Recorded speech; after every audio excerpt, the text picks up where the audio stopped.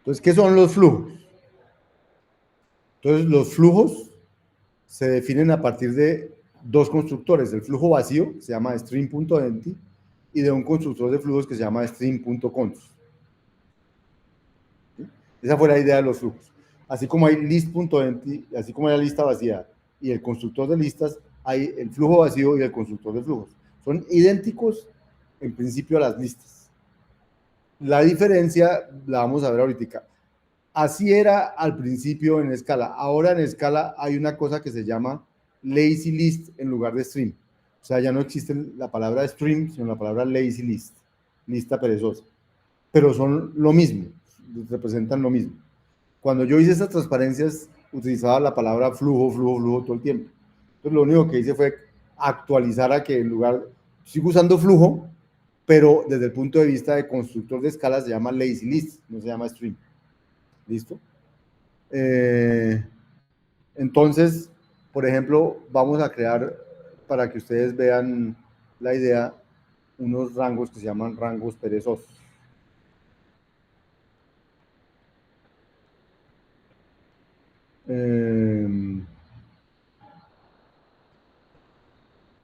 Stream range.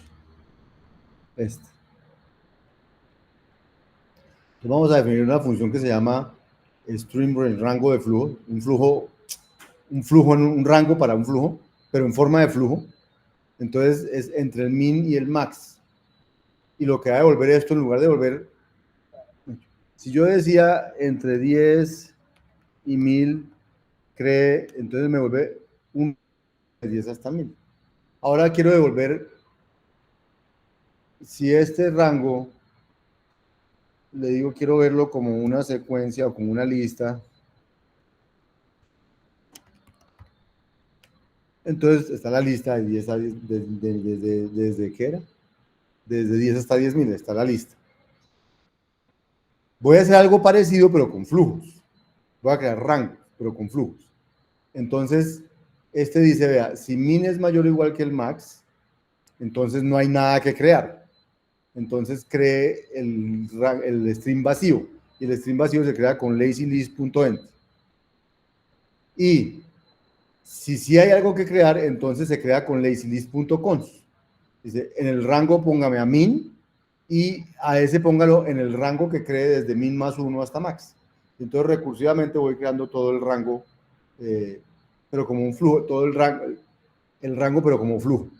Entonces esta función, vamos a verla.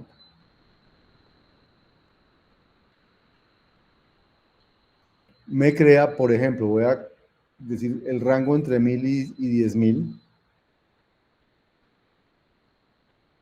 Y entonces él me dice, ya lo creé, soy una lista perezosa que no he sido calculada todavía. ¿Qué significa eso? Voy a guardar eso en un valor, voy a guardar esta variable,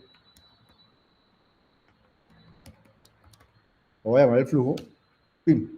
Entonces ya quedó allí. O sea, si yo pregunto qué es el flujo, él me dice, es una lista perezosa que no ha sido calculada porque los flujos, como insisto, solo van a ser calculados en la medida que los necesite. Entonces, si alguien me dice, no, yo quiero saber quién es el primero de ese flujo, flujo.get, es como una lista, pero perezosa.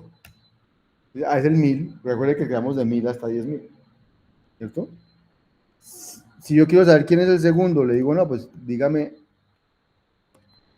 el primero de la cabeza. Entonces me va a decir, pues es el 1001, ¿cierto? Si yo le digo, no, bueno, quiero volver a ver qué es el flujo, que ahorita salía que es una lista que no estaba calculada. Entonces me va a decir, es una lista que empieza por 1000, por 1001 y el resto no ha sido calculado. ¿Por qué el resto no ha sido calculado? Porque nadie lo ha necesitado. Si alguien lo necesitara, él lo calcularía. Eso es un flujo, una lista perezosa. ¿Sí me entienden?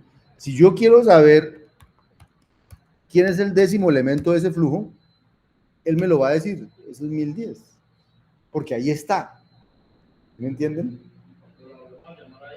Y si vuelvo a preguntarle quién es el flujo, entonces él dice, bueno, ya calculé lo que necesitaba para saber quién era el décimo. Para poder llegar al décimo necesito saber quiénes eran los anteriores. Pero no tiene el resto, porque no los han necesitado. Entonces ahora voy a usar este flujo para calcular el segundo primo. ¿Se acuerdan que el segundo primo era el 1013? O sea, todavía ni siquiera está ahí. Entonces yo voy a decir, vea, mis primos entre 1000 y 10.000 van a ser, va a generar todo el flujo de 1000 a 10.000 y lo voy a filtrar por S'.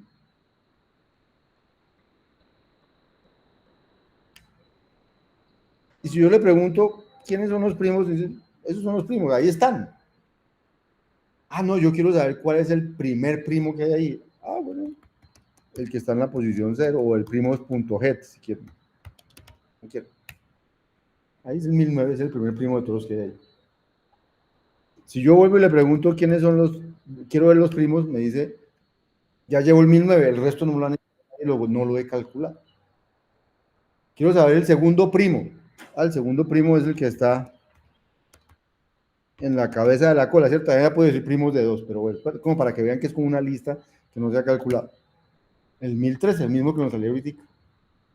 Y si yo le digo, muéstrame la lista de primos, 1913, el resto no se han calculado. O sea, para calcular el segundo no le tocó calcular los 10.000, mirar cuál era el primo, no calculó todos los otros primos, solo calculó el segundo primo. O sea, la evaluación es como perezosa, va haciendo por demanda, es lo que llama por demanda. Cuando alguien necesita un valor, yo se lo calculo, si no, pues ¿para qué lo calculo? ¿De acuerdo? Esa es la noción de flujo. Esas, o sea, son como las listas, pero perezosas. Por eso le llaman lazy list.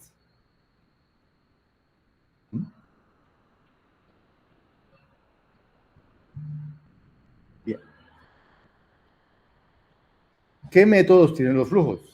Entonces, lazy list soporta casi todos los operadores de las listas. O sea, hemos utilizado, hemos utilizado filtro y todas las cosas. ¿Qué es lo único que no? Es que para construir un operador, esta es la principal diferencia.